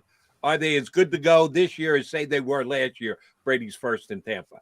Yeah, I think they're a better football team than they were last year because it's Brady's second year. He's more familiar with the system and the offense. And I've been impressed by what I've seen. I've been around them a lot. I'm heading down there right after we get done chatting right now. And I've been impressed by the way they handle everything. It's a very business-like atmosphere. And I think it starts with 12. I think Tom's the one who brings that attitude to them, that hunger, that desire, that they want to win again. And they go about everything practice-wise. And you see them afterwards, after practice, doing extra things because this is a team that's determined. There hasn't been a repeat champion in the NFL since Brady did it way back in 03, 04. And he really he's hungry for that number 8. And I think all those guys on the team are in there. They all bought in to what he's bringing to the table. And I've seen a team that hasn't been lackadaisical, that hasn't been complacent, that hasn't been, hey, we won ours, we got our title, we got our championship, everything else is gravy. It's no, we want more. We want to be that team. They know they got a limited amount of time with Tom Brady. He could decide to ride off into the sunset after this one. He could do it next year. So they know this is their window of opportunity, and they're trying to cash in. Rob, you've been down there obviously quite a bit around that team. So how has the offense changed since losing Chris Godwin, who was their big, third down threat? He was sort of that chain mover. And then how have they handled sort of the nonsense around Antonio Brown? But those are playmakers. I mean, let's be honest. And when you lose playmakers like that, it's got to affect the offense, even with Tom Brady, somewhat, at least, I would think. Yeah, losing Chris Godwin was huge, and then you lose Antonio Brown, who, when you look back at the first matchup against the Eagles, Antonio, I think he had 9 or 10 catches in that game. But they didn't have in that game was Rob Gronkowski, and they have Gronk now, and I've seen them rely more on him. Now, part of all those targets and all those catches that Gronk had last week had to do with getting him some of the incentives, but it was also he was open, and he's the guy that the offense is going to go through. Now, in Mike Evans, you got one of, I think, guys, I actually think Mike Evans is underrated. When you look at you look around the league and you talk about some of the best wide receivers in the NFL, his name doesn't come up, but all he does is put up numbers. He's been phenomenal for this team, especially with Tom Brady. But you're seeing the other guys. 2 weeks ago was Cyril Grayson stepping up in the Antonio Brown game, and he's got tremendous speed. However, last week he went down with a hamstring injury. Rashard Perryman last week, I see him making a sideline leaping, twisting, toe drag catch, and these are the guys that they're going to have to rely on: the Rashard Perrimans, the Scotty Millers, the tight ends beyond Gronk. Whether OJ Howard gets a little bit more involved, Cameron Brate. And of course, Mike Evans is going to be the big go-to guy for Brady, but it's become spread out. It's always been an offense where he's tried to spread the ball out because he had so many weapons. Now you got to do it because you're trying to make up for the fact that you don't have a guy in Chris Godwin who's going to consistently move the chains for you, and Antonio Brown. One of the guys, it looks like they're going to get back from injury, who missed the last couple of games, was Leonard Fournette, who was a key component to their playoff run last year and winning the Super Bowl to earn his name, Playoff Lenny. No guess as to what Lenny's going to bring to the table until he gets out there on Sunday? Yeah, I mean, he will have missed 3 games, Jody, and he's a running back, and you don't know what he's going to look like. I'm going to be interested to see what we can out of him coming up now in about an hour and 20 minutes as they go through a little bit of their practice warm-ups, but we're not going to be out there the whole time, so you can't really get a feel for what he's doing. Now, I saw him last week running around and doing some things and trying to get back out there, and Ronald Jones probably isn't going to be a go, so it's going to be Leonard Fournette, Playoff Lenny, Lombardi Lenny, whatever he's got to do, new nickname every week for those guys. Le'Veon Bell last week finds the end zone, and he's – I don't think Le'Veon is quite there yet. Now they're going to throw the ball to him a little bit sometimes coming out of the backfield. And Keyshawn Vaughn is a guy who's got some speed, and they may have Giovanni Bernard back, and he's kind of like their third down back, and he's somebody coming out of the backfield who can maybe make those 3rd and 5, 3rd and 7 stretch, continue to move the chains and continue keeping drives alive. So they're as to me, it's like a running back by committee out of necessity because of the injuries they've had back there. I mean, it's a banged up running back unit. It's a banged up wide receiver core. So maybe, Jody, that's why fans like, hey, bring on the Buccaneers. But I think they still got it. As long as you got number 12 under center, it makes up for a lot of deficiencies. Yeah, and it's funny, you bring up some of these names, Le'Veon Bell, Antonio before, Gio Bernard. Everybody wants to play with 12. Everybody wants to come down and try to get one with Tom Brady. So it's always helpful. Looks like weather might be in the conversation this weekend. You've gotten used to that Tampa weather, Rob. Some rain in the morning. It's going to be windy, 20, 30 degrees. Does that help the Eagles who want to pound the football? That's strange because I was going to the game last Sunday, and it's January, last game of the season. It's 82 degrees. I'm going, man, like I thought it was obnoxious. I'm like, it's 82 degrees, week 18 of the regular season. Like, at least give me 60.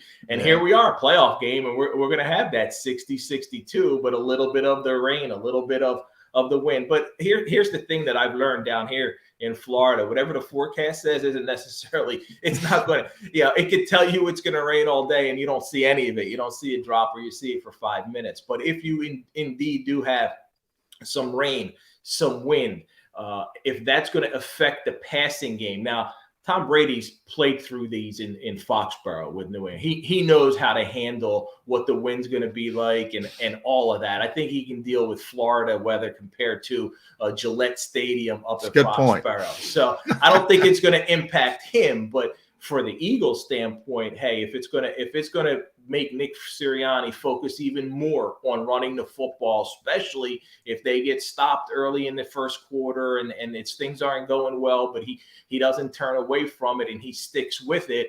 I think that's where you're going to have to find your success. As tough as it is to run on Tampa, if you continue to wear them down, if you continue to go at them, I think part of the reason why the Buccaneers are 3rd in the NFL in run defense is a little bit skewed. Yes, they do have Vita Vea, and they're a great run-stuffing team, but teams also don't run on them as much because you're losing and you're playing catch-up, and now you have to throw against them in the second half, so you abandon the run game against Tampa, and that allows them to give up 85, 90 yards a week because teams aren't even trying to do that. 82 for a playoff game? Yeah, when you were going to playoff games at the Vet and the Link, you would get the only 82 was potential hot dogs consumed by John McMullen in the press box. That was the only time you saw 82. Question on injury. Guy's not going to play for the 49ers. He used to be with the 49ers, the Bucs on Sunday. Richard Sherman, at this stage of his career, I know they reached out, had to pull him off the scrap heap and plug him in because they had so many injuries and COVID issues with their D-backs this year. He anything more than a placeholder? Is he going to be missed this Sunday, or is he just another body that the Tampa have to come up with a replacement for? Yeah, on the field, he's not going to be missed because he was hardly here. He played 5 games. He didn't do much. He didn't get an opportunity. And in a couple of those games, he was still fresh off the street trying to feel his way, get back into a rhythm of playing football. But I've actually been pleasantly surprised with what he's brought to the team off the field as far as a player coach type, as a guy who's been a mentor to some of those younger players. They've had a banged up secondary throughout the course of the season. They've gotten healthy over the past month of the season. But he's going to be on the field, I'm sure, on the sideline, not on the field, but on the sideline, kind of as an extra coach for those guys. And that's something that he's an extra dimension that Richard Sherman has brought that I wasn't anticipating. I wasn't expecting that from him. We know he's a smart guy, Stanford guy, and we know he's a very intellectual type. And a lot of people sometimes get caught up into the extracurriculars with Richard Sherman. But from that leadership standpoint, he's brought that to the Bucs, and that's basically what he is at this point of his career. Rob, you mentioned Mike Evans being one of the more underrated receivers in the NFL. To me, Antoine Winfield Jr. is one of the most underrated players in the NFL as a whole. He wasn't there for the first Eagles game at Lincoln Financial Field. What does he bring to that defense on the back end? Yeah, and also, John, Carlton Davis, I think, is somewhat of a guy who's underrated defensively in that secondary. But Antoine Winfield Jr. is a guy who you saw him making big plays last year in the playoffs. Jordan Whitehead a couple of weeks ago against the Jets had a big monster game. But Winfield, to me, is a guy who is going to be able to help. I don't know how they're going to go necessarily about trying to contain Dallas Goedert, but he's going to be involved in that. And they do have a tremendous group of linebackers, although Levante David's been out for a few weeks and they're going to need him to come back. But when you look at Winfield and how his presence in the secondary's kind of been a little stabilizing for the Buccaneers. And I just thought that not having him in that first matchup was something that was tough for them. And you saw after they built a good lead against, what was it, 21-7, 14-0, 21-7. And we thought the game was out of hand. And it comes down to Derek Barnett's penalty, right? It was against Fournette, Leonard Fournette. Yeah, one of those ticky right? And that allowed them to continue to extend the drive, keep the ball, run out the clock. And that's how close the Eagles got. But I think that whole secondary, Sean Murphy-Bunting, Carlton Davis, Jordan Whitehead, Antonio Winfield Jr., the whole group might be underrated. And Winfield, to me, stands out back there. Rob, guy who may or may not play a role in the game on Sunday, but I remember last year noting a couple of big plays that he made. I was actually kind of surprised when they brought Antonio Brown in because I thought this individual could do the role of the third wide receiver that Antonio Brown was going to be tasked to do. And that was Scott Miller. Mm-hmm. He's been a non-factor this year, some injury issues, but even when he's played, he hasn't been a part of their regular wide receiver rotation. I know he made a big play last week on a running play, which he's never been a runner, but they're giving him the ball now on specialized, get it in his hands type plays. I assume he's healthy because he played last week and made a big play. Could he be a factor in Sunday's game for the Bucs? Yeah, and he's even been at times a healthy inactive, which surprised me because we all saw the deep ball he caught against the Packers in the NFC title game. But he's got some speed. Last week they used him on a couple of running plays late in the game when it was a blowout, and they put it away, and he scored a touchdown. He's somebody who can be sneaky fast, and there's some familiarity with him and Brady. He knows he can go to him to make a big play. But right now, he's kind of like, even when Godwin and Brown were here, he was off the depth. He was so far off the depth chart, he was buried. And now without them, it's Evans, Tyler Johnson, Brashard Perriman, Cyril Grayson if he's healthy, and then Scotty Miller. So he's going to be up. I'm sure he's going to be up, but it's a matter of, is he going to get his targets? Is he going to get his opportunities? But he's a guy who may only see the ball 3 times and make a big play on one of them. Rob, the guy tasked with stopping Tom Brady, first and foremost, Jonathan Gannon, is getting a little interest around the NFL. The Denver Broncos put in a request to interview him to be their next head coach. You and I were both on the conference call with Jonathan. He did confirm that the request came in. You asked him, when is he going to interview? He kind of begged that off. Jonathan doesn't like to talk about this kind of stuff, but you're here enough and you're at enough Eagles games to know there's sort of this disconnect. Eagles fans are not in love with Jonathan Gannon. The league seems to be more in love with Jonathan Gannon. Why is there that disconnect? Wait, you mean Eagles fans don't appreciate what they have sometimes? Andy Reid. No. Yeah. Nick Sirianni, let's fire him because he made a flower. Now, Jonathan Gannon, I think, is a guy who has been throughout the season. I mean, John, I think you identified him early on as a potential head coaching candidate. And here he is, year one as a defensive coordinator. He's getting that. He's getting an opportunity for an interview. I don't think he's going to end up getting that job. I think there's familiarity with him and some of the people in the Denver Broncos. But he's a guy who started off here rough, and when you get off to a first impression in Philly isn't good, sometimes it's hard to recover from that. But I think over the second half of the season, as players got more familiar and comfortable with his system, they started to have more success defensively. But also, let's not forget that in the second half of the season, they're facing Jake Fromm and whoever was the quarterback for Washington, Garrett Gilbert, and they weren't going up against Derek Carr, Tom Brady, Patrick Mahomes, Dak Prescott. At one point through those first 7 games, the Eagles were on pace to set a record for worst completion percentage by opposing quarterbacks. It was in the 74+% range. They finished at 69. So after 7 games, when it's 74, over the last 10, they finished at 69. So it must have been like closer to 63, 64, 65 over those last. So it had to do with the quality of opponent. And I think that some people obviously realize that, and Eagles fans are smart enough to realize and recognize that. So I think Jonathan Gannon's a guy who is going to get appreciation across the league, but it is one of those who's going to be tough until the Eagles, hey, if they come out this week, they find a way to shut down Tom Brady, they win a 17-14 game, you have you have to absolutely give all the credit to the defense then in Jonathan Gannon if you do that. And I think maybe that's how he'll get his appreciation. I don't know when he wouldn't, like he said yesterday, he wouldn't tell us much about that interview or when he's got to sit down with Howie and Nick and talk about it. And I get that. I appreciate that. But I think it's one of those where he's going to get that interview, but he'll still eventually be here for at least another year. All right, Rob, multiple choice question for you. We'll make it easy. And I know the answer is chances are all of the above, but I'm going to ask you to put one on top of the pile. The individual who will be most often tasked, and I know Jonathan Gannon wants to mix it up, but somebody at the end of the day is going to have the call on it more than the others.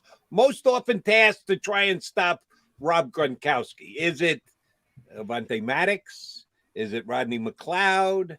Is it TJ Edwards? Is it Alex Singletary? Is it other? Who's going to draw the assignment most often of having to stop the big guy in the middle of that Tampa offense? Avonte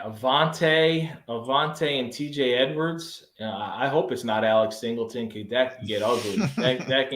that could turn into a Kittle game if it's. It could turn into a 15 for 185 game, and I think that's what the Bucs got to do is try and get really, because you look at Evans and I would assume, even though Jonathan Gannon wasn't going to say, you would put Darius Slay, you'll put Slay on Evans and try and take him out of the game, and then they don't have, if Godwin and Brown were there, then you would need Avonte Maddox on the slot guy, and that was Antonio Brown and sometimes CG.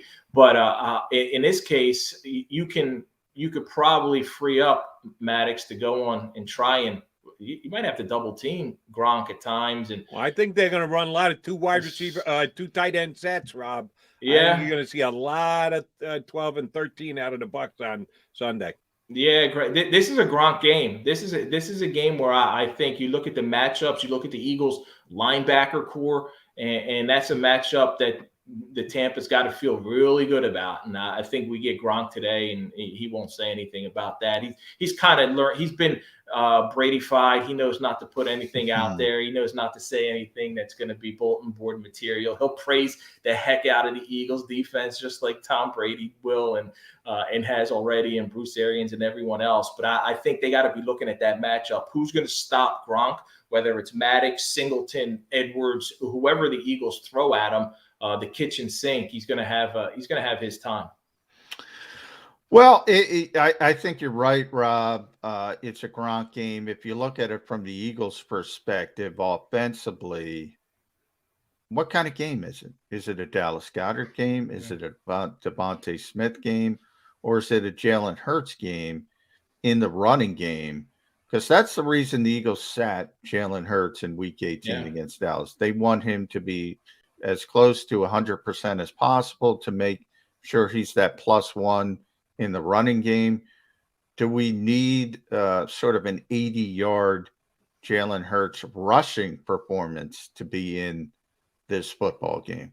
Yeah, I think a 60+ out of Jalen Hurts, and we've seen Tampa be a little bit susceptible to the running quarterback. Josh Allen, I think he went over 100 in that overtime game. If not, he was close to 100 against them. Now, Buffalo lost that game. Tampa won, but they had success. They pushed it into OT. So I feel like the Eagles got to do, and as Nick Sirianni said this week, like, you can't change who you are or what you do in the playoffs as opposed to what got you here. And they can't all of a sudden go back to trying to throw the ball 40, 45 times.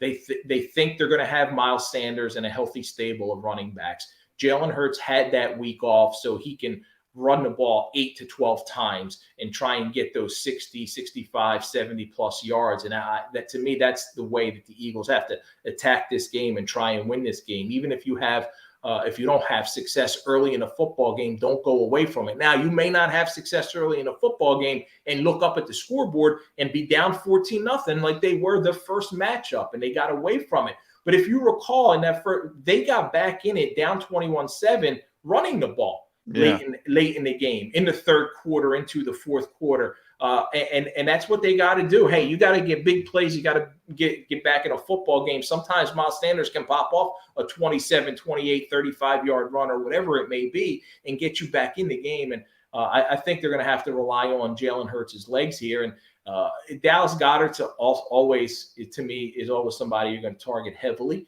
And as good as Tampa is against tight ends and as strong as their linebacker core, Dallas Goedert, he's one of the top in the league. So he's going to find the ball come his way. And I feel Devontae Smith might be in for at least one big play.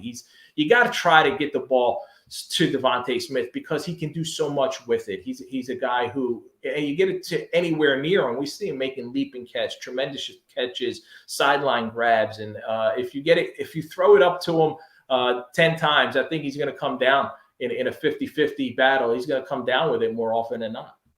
All right, Maaddi, man, you've done a great job giving us some Tampa insight. I need one more from you. Mm-hmm. John and I talk about this basically every week. I have him text me from the press box when they have the coin flip because I know for a fact that Sirianni's going to win and he's going to defer. He just does it by rote. They're not, and they all do. Eagles win, they defer. Yeah. He sends me the text every week, and I appreciate it greatly. You got to give us the read on the Tampa coach. What happens if they win the toss? Are they a team that always plays to the analytics of you got to defer because you can get one extra position? Arians has always been a bit of a riverboat gambler and does things a little bit different. Tampa wins the toss. What are they doing? They're deferring, and I actually was surprised last week against Carolina when there was talk that the starters wouldn't play in the second half. He deferred. I'm like, why are you deferring when you might be deferring to Blaine Gabbert coming out in the third quarter? Good point. Smart man, Rob Maaddi. That's why you're the best. Yeah, as it turned out, Brady played into the fourth quarter, and they didn't defer. They did defer, and Brady still played, and they got the ball. But yeah, I think it's just a way of the NFL. At least he's not going to go for every fourth down on his side of the 20 like that overrated coach in L.A., Brandon Staley. Shout out Staley. I think there's 2 overrated coaches in L.A., but that's another story. I wholeheartedly agree. I take Doug Peterson over Sean McVay every day of the week. Yeah. Last one from me, Rob. I've been calling it the Rob Maaddi Bowl. It's Rob Maaddi week. You brought up the Ric Flair reference yesterday. To be the man, you got to beat the man. I'll see you in Tampa this weekend. Who's going to win the football game? Who's going to win the Rob Maaddi Bowl? So I actually had picked the Eagles in the Week 6 game. They covered, but I thought it was a trap game for Tampa. I thought that they would come in on a short week, a Thursday night, and the Eagles would find a way to sneak that one out. This week is going to be tough.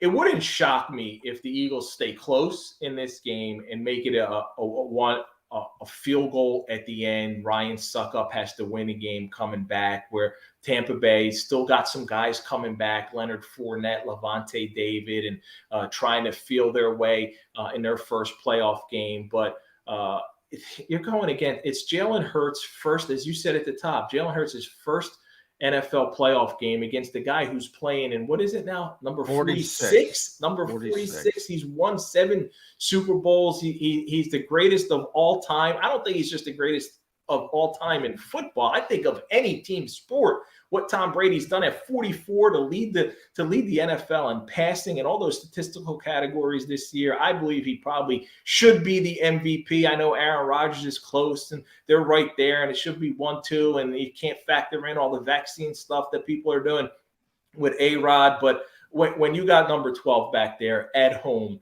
against the 7 seed, you got to win this game. So I'll take Tampa, but I'll take the Eagles to cover the 8. Okay, competitive game. By the way, Rob, before you jump in, Jody, sorry, 12,500 passing yards in the playoffs, 83 touchdowns, I think.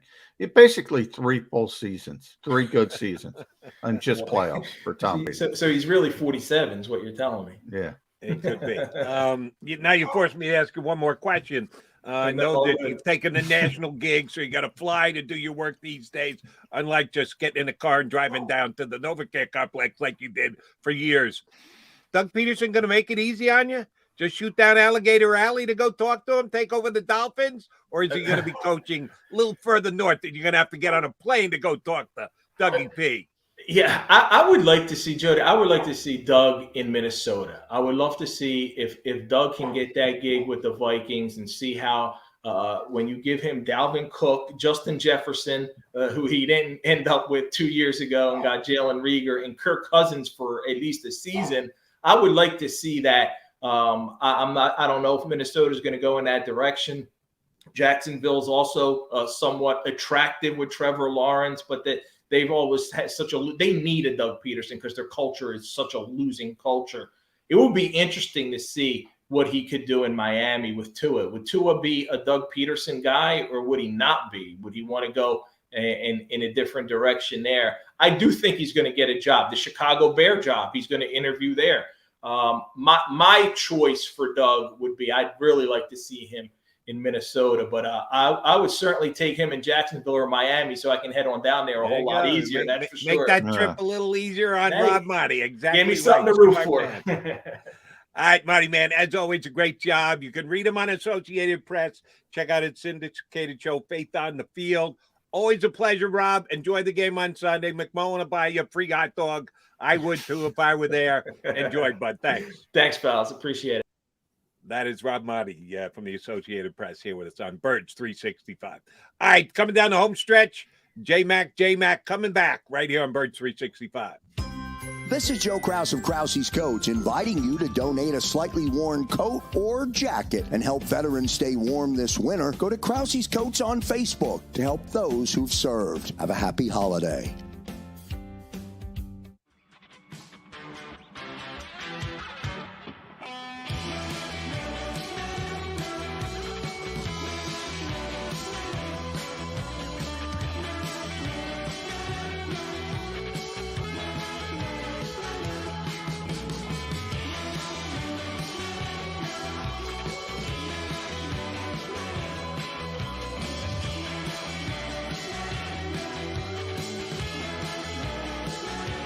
At Stateside Vodka, every new customer gets the world's best rocks glass.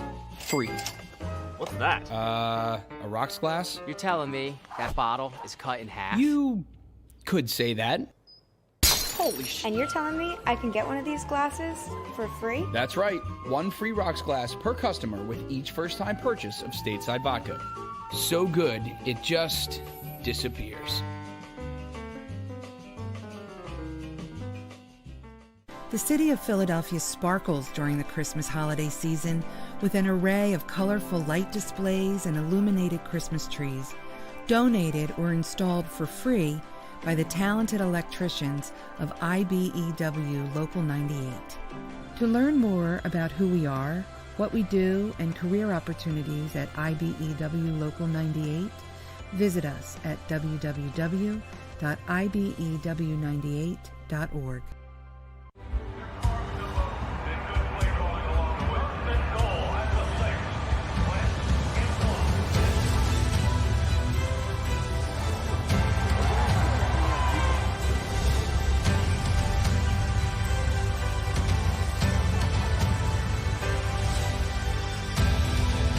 Field of life, First Trust Bank is there for you. Champions on three. 1, 2, 3. Because Philadelphia dreams deserve a Philadelphia bank. As a hardworking American, you've never experienced how tough life can be until now. A catastrophic injury while working on the job. A personal injury from someone else's negligence. Turned away by other law firms in the region who didn't bother to learn your story. It's time to meet the Fritz & Beyond Cooley Law Firm and managing partner Brian Fritz. Badly injured? Call the Fritz & Beyond Cooley Law Firm. Find out why they say, we got this. Go for the midnight dares. Go for the game. Go for the hits. Go for the fans. Go for the win. Go to Ocean Casino Resort. Book your trip at theoceanac.com.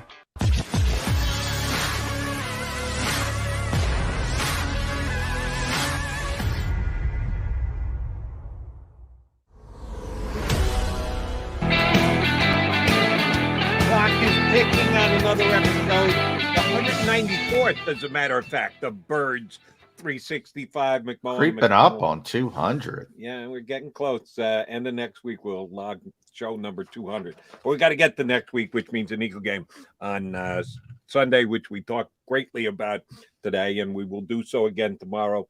We're going to have our Buckeye on again from Pewter Report. JT Allen. JT Allen's going to hop aboard, but John will be up as a guest early because he's got to go through the COVID thing tomorrow. But before we even get to your COVID test, there are two people that I need to know what they're doing today. And I need you to tell me on both guys. Number one is John McMullen. What are you doing for the rest of the day? I am a big Zoom day. Eagles walkthrough, so we're not allowed to practice. So we got Nick Sirianni, then we got a bunch of player interviews on Zoom. So zooming the life away and writing in between. Oh, by the way, do you get to suggest any of the players that you like to talk to? Or yeah, you can request a player, but okay. I haven't done that this week because Wednesdays are, Jalen will talk on Wednesdays, for instance. He'll be the headliner. And you'll get a lot of big name players on Wednesdays. And we're pretty sure that if you requested JJ Arcega-Whiteside, you're not going to get him. The other guy that I need to know what he's doing today, and I know you know, McMullen, what is Carson Wentz doing today? Hanging out with Jameson and Hensley. Those are Carson's dogs. He's got his kids as well, so probably hanging out with them. What I know he's not doing is preparing for a playoff game. So that gives too many Eagles fans too much joy, by the way. But did you see that? I just wanted to get this in at some point, and I know we're almost out of time. I followed a little of the media reporting yesterday out of Indianapolis. Not good. They're crushing Carson Wentz the same way he got crushed here in this town. But one writer pointed out something that I thought was very interesting. I didn't remember this. Last year, when the Colts got eliminated, didn't make the playoffs last game, they specifically asked Frank Reich about Phillip Rivers. And he said, yes, we're hoping Phillip is back as our quarterback next year. Rumors out there, may retire, blah, blah, blah. And he was trying to pull Rivers back in. And, of course, Rivers said, sorry, see you later, bye. And he retired. This year, he was asked basically the same question about Carson Wentz. And his response was, listen, I'm not going to talk about the quarterback because then you're going to ask me about every other position. And I'm not going to go through it position by position by position. I'm not going to talk about who's going to be back on this team next year. So last year with Phillip Rivers, old man Rivers, he was willing to go to the verbal bank to see if he could get him back. Had the chance to do it with Carson Wentz yesterday and said, I'll pass on that. Could you see a 1-year divorce?